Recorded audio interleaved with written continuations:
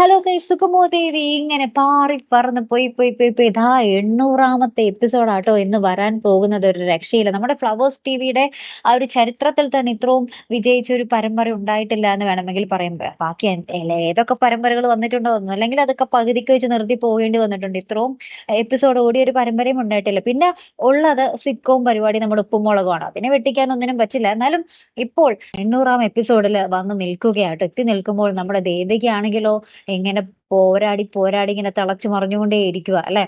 അപ്പൊ നമ്മുടെ ദേവികയെ തകർക്കാൻ വേണ്ടി നമ്മുടെ പ്രഭാവതിയുടെ പുതിയ അടവ് എന്താ അത്?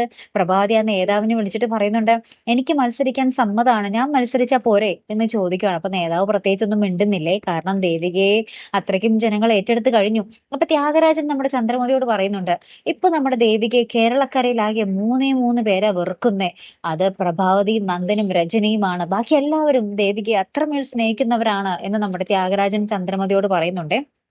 പിന്നീട് നമ്മുടെ പ്രഭാവതി നേതാവിനെ വിളിച്ച് താൻ മത്സരിക്കാമെന്ന് പറഞ്ഞ കാര്യം നമ്മുടെ സിദ്ധാർത്ഥൻ അറിഞ്ഞിട്ട് സിദ്ധാർത്ഥന്റെ വക ഒരു പൊട്ടിത്തെറി വേറെയുണ്ട്. സിദ്ധാർത്ഥൻ വന്ന് പ്രഭാവതിനെ അട്ടിക്കാൻ പോകുന്നുണ്ട്. നീ എന്ത് തോന്നിയാസോടി ചെയ്യുന്ന? ദേവികയോടുള്ള പകയല്ലേ നിന്നിൽ ഈ ആളിക്കത്തിക്കൊണ്ടിരിക്കുന്നേ?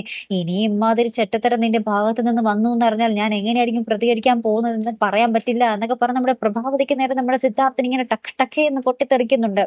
അപ്പൊ ഇനി എന്തൊക്കെയായിരിക്കും അവിടെ സംഭവിക്കാൻ പോകുന്നത്? അപ്പുറത്താണെങ്കിൽ നമ്മുടെ ദേവിക കടുത്ത വാശിയിൽ തന്നെ നിൽക്കുന്നുണ്ട്. നമ്മുടെ ദേവിയെ സിദ്ധാർത്ഥൻ നമ്മുടെ അച്ഛനെ വിളിച്ചിട്ട് പറയുന്നുണ്ട്, ഇനി എന്തൊക്കെ വന്നാലും ശരിയാച്ചാ, ഞാൻ ഒരിക്കലും ഇതിൽ നിന്ന് പിന്മാറില്ല, അച്ഛൻ പേടിക്കണ്ട എന്ന് പറഞ്ഞ് നമ്മുടെ ദേവിക കട്ട ധൈര്യത്തിൽ തന്നെ നിൽക്കുന്നുണ്ട്. അപ്പൊ എന്തായാലും കാത്തിരുന്ന് തന്നെ കാണാം അല്ലെ.